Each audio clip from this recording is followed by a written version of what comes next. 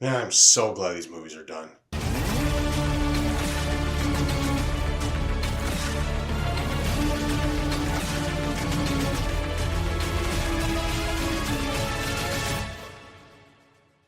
Yes, it is true. Kraven the Hunter is the last in the Sony Spider-Man universe,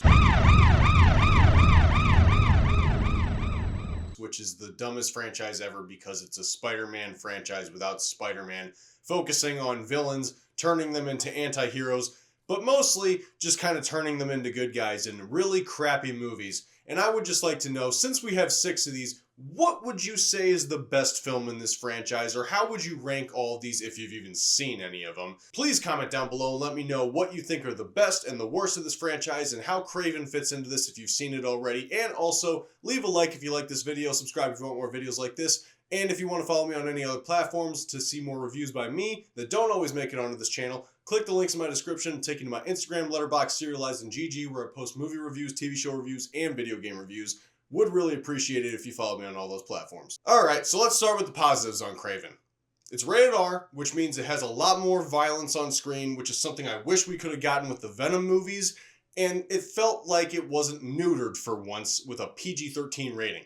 And yeah, okay, positives are over. Now, I'm not an expert when it comes to the character of Kraven the Hunter, but I am familiar with the character from the comics in general, from Spectacular Spider-Man the Animated Series, and the most recent entry being Spider-Man 2 for PS5, where I think we got the best version of Kraven, at least that I've seen an adaptation of, and comparing that to what we got in this movie is absolutely ludicrous because of how great that one was. And based on that and what I know, what we got in this movie is just straight up not Kraven. He is Kraven in name only. Yeah, his name is Sergei Kravenov, and he is Kraven the Hunter, but his personality, his character, everything about him does not fit the bill for Kraven one bit. Kraven is a Russian criminal trophy hunter driven by the desire to hunt the most dangerous game he can possibly find and be the apex predator on the planet. This Kraven, however, is not that at all. All those traits I would say are embodied by Russell Crowe's character, who plays Kraven's father, but Aaron Taylor Johnson, who plays Sergei Kravenov Kraven, is not that at all. Instead, he is an animal-loving poacher killer who takes out criminals like his father and wants nothing to do with the criminal underworld. Now, of course, in the comics, he has this serum that basically is all mystic and gives him his powers, his strength, his durability, his slowed aging and everything. But in this, he gets bitten by a radioactive lion or something? So basically, they kind of rip off the Catman origin from DC Comics. I was just informed of this by my friend, so I'm not going to do the best job of articulating it, but I'll put the panels up here so you can reference it. This is basically almost shot for shot what we get for Kraven's origin when he's a kid. Basically, he gets attacked by a lion, it bites him, and then Calypso finds him and gives him this serum, and it like saves his life. And it's almost, the whole movie is making you believe that the serum is what gave him his powers, but there's a very distinct and intentional shot that the filmmakers include where blood from the lion falls out of one of its wounds and lands right smack dab onto one of the puncture wounds in Kraven's chest. And this infused with the serum is what I believe gave him the powers. However, they never talk about the lion blood in his system or anything. And this was supposed to be some like legendary lion that Sergei's father was after for the longest time and wasn't able to kill or whatever. And so I don't know, like it just gets weird. This is not what they did in the comics at all, and it's honestly just aggravating and played out really stupid. And worst of all, he has no Russian accent. It didn't dawn on me until I was in the theater and I heard him talk and I was like, wait, where's his Russian accent? And then I thought about it. In the trailer, he doesn't ever speak English. He only ever has one line where he speaks Russian in the trailer, or at least the one that I saw. There might have been other trailers, I don't know. But the one trailer I saw, he only speaks in Russian. So I assumed he was going to have a Russian accent throughout the rest of the film. He doesn't. It's kind of jarring. By the way, his origin story when he's a kid, it just goes on for way too long. It's so boring. And honestly, this film felt like it had 4 first acts. I'm not even kidding. Like, the story structure in this is just so generic and also so junk.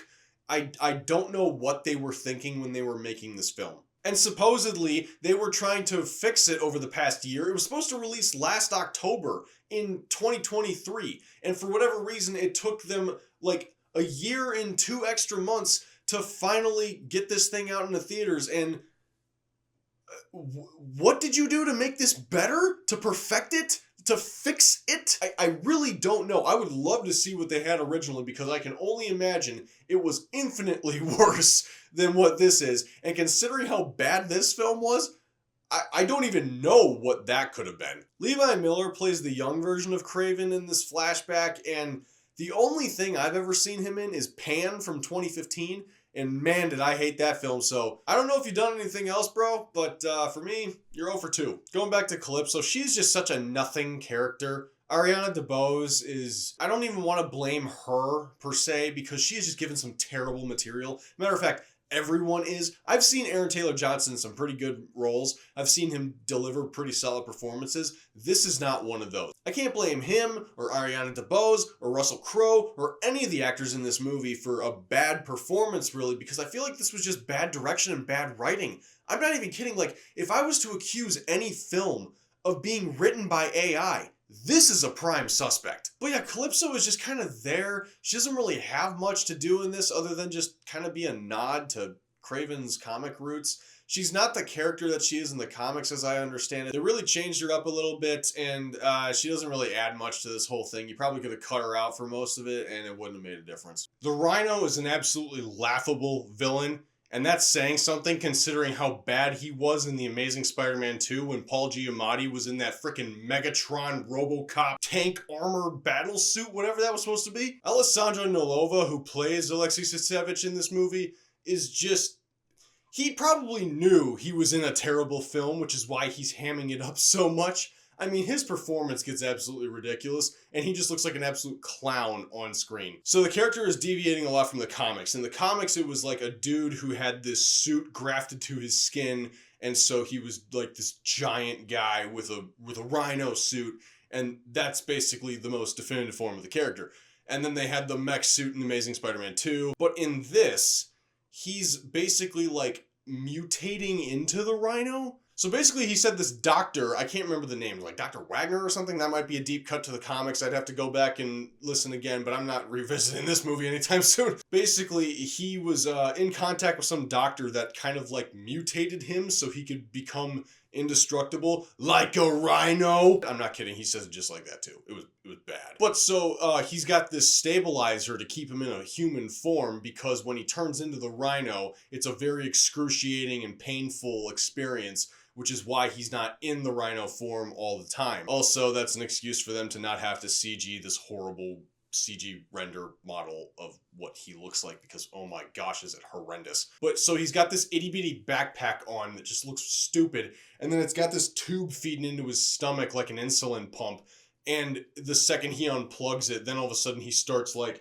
turning gray, but the transformation is super slow and really stupid. And unless, you know, of course, in the third act, when he needs to become the rhino instantly, then boom, all of a sudden he's the rhino and he's growing a horn out of his forehead and everything, and it just looks ridiculous.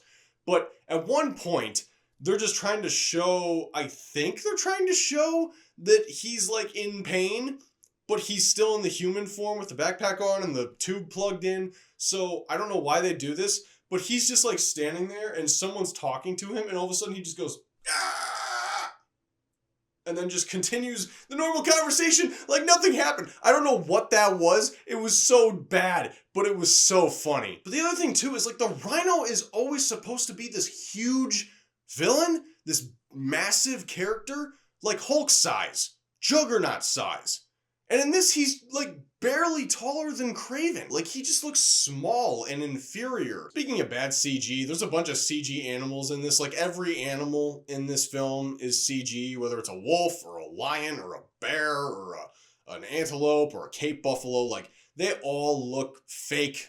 Super, super fake. There's some pretty bad green screen at times, too. This is an eyesore. Now, as for Kraven's brother, Dimitri. Okay. Yeah, putting this up, skip to that time code if you don't want to hear any spoilers, but like, come on, it's Kraven. Anyway, getting into spoilers now. So if you're not familiar with the characters from the comics, Dmitry Smirdyakov, I think I'm pronouncing that, probably butchering that, but Dmitry, played by the more annoying twin from Gladiator 2, is in this film, and he is, in the comics, he's the Chameleon, who is a Spider-Man villain. And his thing is he can change his physical appearance. He's also a good impressionist, so he can change his vocal inflection to match someone else's voice. There's allusions to this in the movie. So in the comics, they are half-brothers, and they do that in this film as well. And there's moments where Dimitri is doing an impersonation of their father, and he sounds spot on, because at one point, it's literally the actor doing an impression, and then at another point, it's just them recording Russell Crowe's lines and then him lip-syncing it or whatever. There's another sequence where he's lip-syncing to popular music, and I guess this is just a clever way for them to include licensed music as diegetics in their film. Kind of dumb, but whatever. And that's just like, kind of surface level, and throughout the film, that's really all you get out of him. He's kind of a damsel in distress, not a really big character.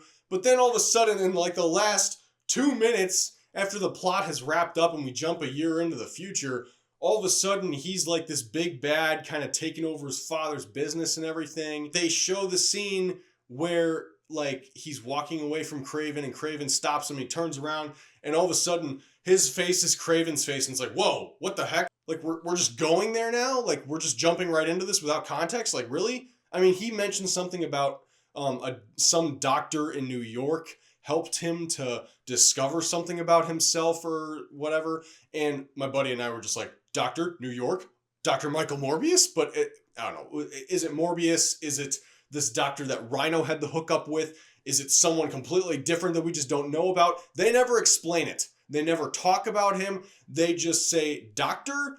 Kraven says, who is this doctor? We never get an answer. When he turns into Kraven's face and Kraven's like, whoa, what's going on? He turns back around and then his face turns into like the comic accurate, like white, grayish faced chameleon thing before turning back into his own normal face. For anyone who has no idea what is going on, that just happens and you have no context to it whatsoever. It's baffling. By the way, Kraven doesn't wear the iconic lion vest until the last 15 seconds of the film. You know this shot from the trailer? Yeah, that's not in the movie. You know the poster and the marketing that shows him in that iconic look from the comics? Screw that. You're getting him in some super lame brown leather vest and a lion tooth necklace or something. Oh, I totally forgot to mention, there's this guy called the Foreigner. I had no idea who he was. I thought he was just some original character they made for this. Even my buddy who went with me, who's pretty well versed in the Spider-Man comics, had no idea who he was, and then we looked him up, and apparently he's a deep-cut Spider-Man villain. Basically, he's got the power to like hypnotize people by looking at their eyes, and suddenly they just like snap into a trance. Again, no explanation for the origin of such powers. They just happen. So they're just there. Deal with it. And for those of you suckers who actually got swindled into going to this movie and are curious, is there anything at the end of the film? No. The second the credits roll, leave. You don't need to see anything. There's nothing at the mid-credits. There's nothing at the end credits. I waited. I was expecting something, or kind of hoping for something. I wasn't really expecting much. But there was a leaked post-credit scene years ago that, just like the story details, not the actual footage, but it was talking about how Kraven was going to New York to hunt Vulture, Morbius, and Venom. And I was thinking like, oh my gosh, if they set that up only for the franchise to be axed, and then we just never get to see that realized, that'd be hilarious. We didn't even get that. Maybe that was part of the reshoots that they were doing over the past year and couple of months. They were just getting rid of that, reworking things. Who knows? Who's to say? We'll never know, but there's nothing at the end in case you were wondering. So yeah, I was just hoping I could get like a schlocky gore fest out of that, and I couldn't even get that much. This was just a miserable experience, adapting a character that is actually really cool in the comics in the most obnoxiously piss-poor way possible. I don't understand what they were trying to get out of these frickin' Sony Spider-Man universe movies. And the fact that Ryan Coogler couldn't use Kraven in Black Panther, Kraven couldn't be the main villain in No Way Home, and several other projects that were in development that wanted to use Kraven and couldn't because this film needed to happen is absolutely insane. And so, for a score out of 10, I'm going to give this one a 2. That's my thoughts on Kraven the Hunter, a horrible film, one of the worst comic book movies released this year. Of course, I think this was actually better than Venom the Last Dance and Madam Web. I think those were just far more insulting. Yeah, I don't know. This exists. This is here. And I don't really want to think about it ever again because all these movies are trash. But let me know in the comments what you thought about it if you saw it. Just be respectful about it, of course, with other people. Some people may like this. This may be their thing, and that's totally fine. We all have different opinions on movies, and it's okay. It's not a big deal, not the most important thing in the world. Be respectful about it down below. But until next time, guys, God be with you, and take care.